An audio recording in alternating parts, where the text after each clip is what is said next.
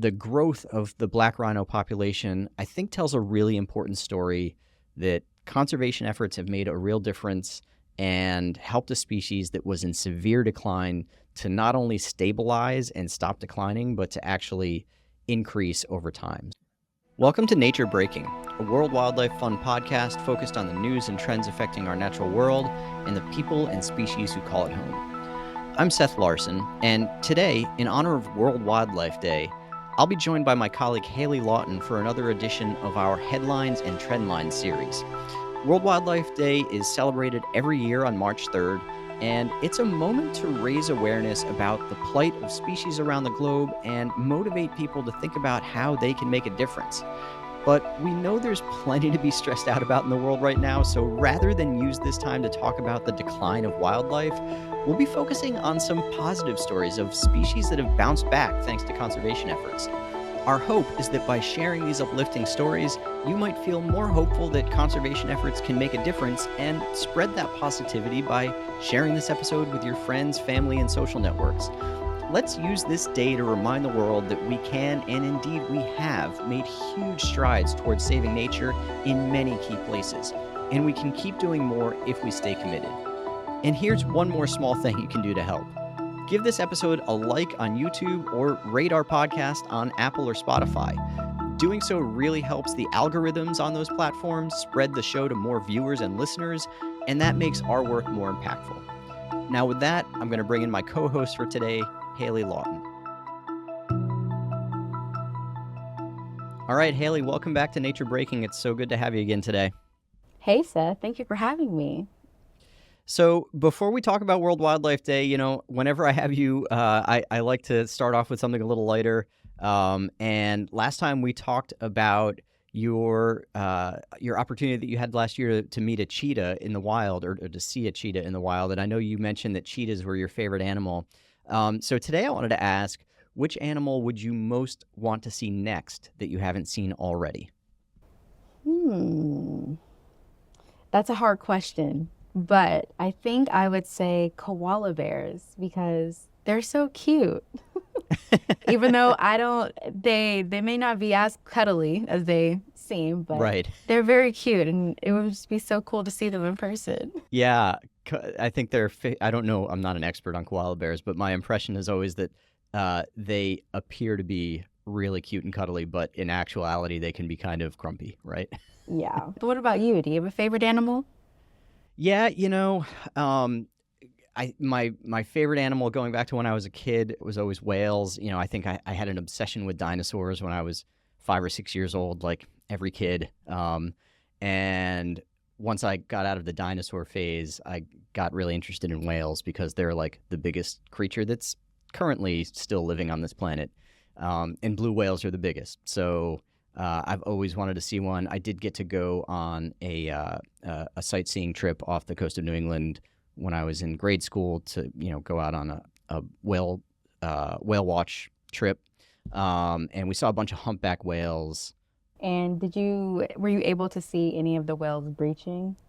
Yes, my recollection, this is like 20 years ago, but I remember there were, I think, a couple adults, maybe a few adults, and I think we saw a few, I don't know if they were babies, but like adolescent whales swimming alongside as well. So it was really cool, and would love to even do that again. In fact, I might take my son on one of those trips this summer when we're in Maine. But someday I got to get out and see a blue whale. That would be extra cool. Yeah, that would be really fun. So we're together today because we wanted to talk about World Wildlife Day, which when this runs, it will have been yesterday. But it's a great day for folks to just think about wildlife and to connect with nature and think about how we can come together to contribute to the conservation of different species. So for today, you and I both picked out two hopeful stories that we wanted to talk about how conservation efforts are benefiting different animals. And I wanted to let you go first. So which one did you want to talk about first, Hayley? So the first animal I want to talk about are mountain gorillas. And as their name implies, mountain gorillas live in forests very high in the mountains at elevations of 8,000 to 13,000 feet. They are found in forests of the border of Rwanda, Uganda, and the Democratic Republic of Congo. And mountain gorillas are actually the only great apes that are steadily increasing their population size with over 1,000. Hmm. In 2018, the International Union for Conservation of Nature, or the IUCN, revised its status from critically endangered to endangered for mountain gorillas. So that is really, really great news for mountain gorillas. Yeah, that's great. I mean, endangered is still, they're in trouble and they need our help, but moving in the right direction at least to get off that critically endangered list. Yeah, a little step up, which is Yeah. really good. Yeah. And this is mainly due to decades of ongoing efforts between a collaboration by the International Gorilla Conservation Program, and it is made up of 3 international conservation organizations, including WWF, Conservation International, and Fauna and Flora. Together, we have joined forces with local and national partners to ensure long-term survival of mountain gorillas. And one example of this is advocating best practices for mountain gorilla tourism. And what that means is just making sure that when you are visiting these apes, to make sure their habitat is as clean as possible, not leaving any trash in the area because they can get sick from that, and just keeping your distance when you are watching them. Oh, interesting. Yeah, that makes a lot of sense because I'm sure there's a thriving industry of people wanting to go see these animals in the wild. And there's always that tension between, people wanting to go on sort of safaris or expeditions to see species in their natural habitat, but also not leaving too much of a footprint behind that might make it harder for that species to thrive. All right, so I'll go next, and the next animal I wanted to talk about was snow leopards. This is a species that we've talked about before on the podcast. Folks can go back and find an episode we did in 2023. It was audio only at that time. We weren't capturing video yet, but you can go back and listen to that one if you'd like. But basically, snow leopards, they're listed as vulnerable on the IUCN Red List. The total population is estimated to be somewhere between 4,000 and 6,500. They're found in 12 countries across Asia, including Bhutan and China and India. And I wanted to focus in particular on Bhutan because there's a real hopeful story from that country as it pertains to snow leopards. Basically, Bhutan has seen an increase in their snow leopard population of 40% between 2016 and 2023. And what that actually means in practice, in hard numbers, is that the population in that country jumped from 96 animals to 134. That may seem like a relatively small number in the context of 4,000 to 6,000 animals living in the wild, but a 40% increase even in a small population means that something's going right there, and that there are lessons we can take away to apply to the populations of snow leopards in other countries to help keep those populations recovering. Mm-hmm. So some of the reasons for snow leopards increasing in Bhutan come down to, it's a few factors, but basically one of the most important things was accurate counting, like really understanding how many snow leopards there were to start with so that you could have a baseline number to compare to so that you could see whether conservation measures were working and whether that number was growing. So there was a really landmark snow leopard survey done in 2016, which identified those 96 animals that were living in the country at the time. And that was really foundational to sort of set a strategy going forward. Another big thing is funding. I mean, we talk about this so much when it comes to conservation projects. These things aren't free. There are people whose salaries need to be paid. There are tools that need to be purchased. And the surveys to identify snow leopard populations in Bhutan, those were pretty expensive. They had to deploy over 300 camera traps across the whole country. They had to collect the data from those traps and analyze them. And WWF is a partner in a funding initiative in Bhutan called Bhutan for Life. It's a really innovative financial agreement that brings together donors and the government in Bhutan to unleash money for conservation in exchange for meeting specific performance goals. Bhutan also established protected areas that cover most of the snow leopard's habitat within that country, and that really minimized the threats from development and other human activities. So that's a really hopeful story that there's been this 40% increase. I think we'll hopefully continue to see good results in Bhutan, and other countries are starting to draw lessons from the work being done there to hopefully boost numbers around their whole range across Asia. Hayley, one fun fact about snow leopards. Do you know what my favorite thing about them is? No. What's your favorite thing about them? So I love their nickname. They're known as the Ghost of the Mountain, Oh. which is like super evocative and memorable. It basically speaks to the fact that they're just really elusive and hard to find. First of Yeah. all, there aren't that many of them, but secondly, their coats, their white coats, really blend in against the snow-capped mountain landscape that they live in, and they're really hard to spot. So, Ghosts of the Mountain, I thought was just such a cool nickname and one of my favorites. It's so funny you said that. I actually just saw this on social media. I think it was either last week or a couple weeks ago. Hmm. Um, you had to try to spot the snow leopard Oh, in the snow. In each picture, it would either get like further away or close up. It was kind of hard, but I identified it in everyone. well, you've got sharp eyes. But yeah, no, I think for years they were like notoriously hard to photograph, and I think there was maybe 10 or 20 years ago there was a video captured of a snow leopard going after its prey. That was considered this like landmark thing that this had been captured on film. They're just very hard to find out there in the wild. Hmm. So, Hayley, you and I have each covered one species story so far. We've got two more to go. I'll let you go next. What did you want to talk about? Okay, so this next topic doesn't necessarily cover one specific animal, Okay. but rather several animals.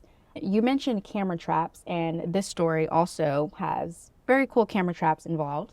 So, after the devastating bushfires that swept Australia in 2020, there were an estimate of 3 billion animals that were affected. Yeah. And so, with that, WWF US and WWF Australia and Google initiated a wildlife monitoring project called Eyes on Recovery. And this was created so we can have eyes on the wildlife during this process. And more than 1,000 camera traps were set up across the landscape to help track the wildlife. And with camera traps, every time an animal walks by or whenever it picks up a motion sensor, it'll take photos, but scientists don't have enough time to review each one. It takes a lot of time out of their day. And so that's where Wildlife Insights comes in. And this is a platform that WWF and Google and other conservation organizations set up to help develop a better way of managing the camera trap data. And this is how it works. So it uses AI to automatically filter out blank images. It will find the ones that contain wildlife and identify which species are in the photo. And so even if there's a bit of a tail or like the tip of a nose, it can identify what animal it is, which is pretty cool. And Wildlife Insights is currently able to identify 1,300 different species right now. And after the fires in Australia, 150 species were detected, just like this greater glider you see on the screen. That's so amazing. And that I can see how that would be super helpful for these scientists and project managers who are trying to go through all this data. Because sometimes those camera traps can be triggered by just like a leaf blowing by or a branch falling or something, right? That like For water. that, yeah, like that's not information that we need. That's not helpful for what we're trying to accomplish in terms of identifying species. So the fact that the AI can actually identify that stuff and filter out what's useful and what isn't, super, super great. So my last animal that I wanted to talk about that's a reason for hope right now is black rhinos. And black rhinos are found throughout Africa. In the late 1800s, there were more than 100,000 of them across the continent. That number dropped to just 2,400 by the middle of the 20th century. And some of the reasons for their decline are probably exactly what you would guess. Habitat loss, the places they live kind of going away or being developed. In fact, 55% of black rhinos range, their natural habitat, their range that they live in, has been lost since 1970. Poaching has been another big factor. Rhino horn is sought after in a number of illegal wildlife markets around the world. It's used as a supposed medicinal treatment for various ailments. In point of fact, the rhino horns they consist of the same material that human fingernails are made of, so there's really no medicinal value there, but there's a long-held belief that it can be helpful for various things, so it's still really highly sought after in a number of places. So unfortunately, rhinos are still poached and killed, and their horns are cut off for that purpose. But the good news is that thanks to conservation efforts, black rhinos have actually rebounded from just that 2,400 in the middle of the 20th century to over 6,000 today. Some of the reasons for that: habitat protection and efforts to limit poaching. So basically, a majority of black rhinos now live in government-protected areas, private reserves, or communal lands. In other words, places that have been protected in some form or fashion, and where they're safe to live and to breed and to live their lives. There's actually a great proof point about the impact of human conservation efforts in the recovery of this species. It's not just us speculating and saying, we're doing conservation work, so that must be why these animals are rebounding. There was a great study that was actually published last year in the African Journal of Wildlife Research, and it estimated that without conservation efforts, the current black rhino population would be under 300, Wow. which is, pushing the very edge of extinction. The same study also estimated that if we stopped all conservation efforts right now, the population of black rhinos would fall again to just 3,300 by 2032. But if we continue with conservation efforts, then the population could potentially reach about 9,000 by 2032. So, those numbers are still way short of the 100,000 that were roaming freely in the 1800s. We probably aren't going to see that number again, but the growth of the black rhino population, I think, tells a really important story that conservation efforts have made a real difference and helped a species that was in severe decline to not only stabilize and stop declining, but to actually increase over time. So it's great to hear that they're doing better. It is. It really is. Seth, I actually had the opportunity to visit a rhino. It wasn't a black rhino. It was a white rhino. But it was very, very, very beautiful to see. And I just hope that these conservation efforts continue and increase to protect them. Yeah. Was that rhino that you saw, was that on the same trip that you got to see a cheetah last year? It was. And the rhino that you saw, was it by itself or was it with sort of a family or a herd? There were two of them. They were eating, but they were like off to the side. And that was actually the first animal I got to see on the trip, which was really cool. How far away was the rhino? Because I think rhinos are one species I would be pretty nervous to see without, a really solid barrier between me and the animal. So we were pretty far from them. We got off of the vehicle, but we had rangers with us. So yeah, we were pretty far, but far enough to see them. I could see them enough with my camera and phone not to zoom. So gotcha. Kind of close, but not too close. Gotcha. All right, cool. So Hayley, we can wrap this episode up in a couple minutes. I think, as I said in my intro, there's lots to be stressed out about in the world right now. We all have different things we're dealing with. World Wildlife Day could be a day to reflect on the real trouble that a lot of different species are in around the world. But I think having this conversation is a good reminder that actually a lot of these species are maybe not doing as well as they were 100 years ago, but they're they're doing better than they were 20 years ago. And I think that's Right. something we can all feel good about. Do you have any reflections about World Wildlife Day that strike you or that stick with you every year when we talk about this at WWF? I think the technology aspect of World Wildlife Day. So just learning more about what AI and other technology that we're using, drones, just to help track the wildlife and just to check on them and see how they're doing and what we can do to help them. So I think that's the main thing that I really enjoy about World Wildlife Day. Yeah. I'm noticing a trend in our conversations because I think the last episode we recorded, you talked about how excited you were about eDNA technology Yes. in gathering information about animals and helping our conservation work. And the camera traps and the technology we're talking about today, I can see that you've got a real interest in that stuff. And that it's super important, and it's really making our work more efficient and giving us a capacity to do stuff that we were never able to do before. So, but I'm noticing a trend. Yes, yes. It's so exciting. I just love technology. Totally. Yeah. Let's put all that technology to use for as many Right. good ways as we can. Mm-hmm. All right. Well, Hayley, happy World Wildlife Day. Thanks for having this conversation with me, and we'll catch up with you again soon. Yes. Happy World Wildlife Day to you too, Seth. That's a wrap for today. Thanks again to Hayley for co-hosting.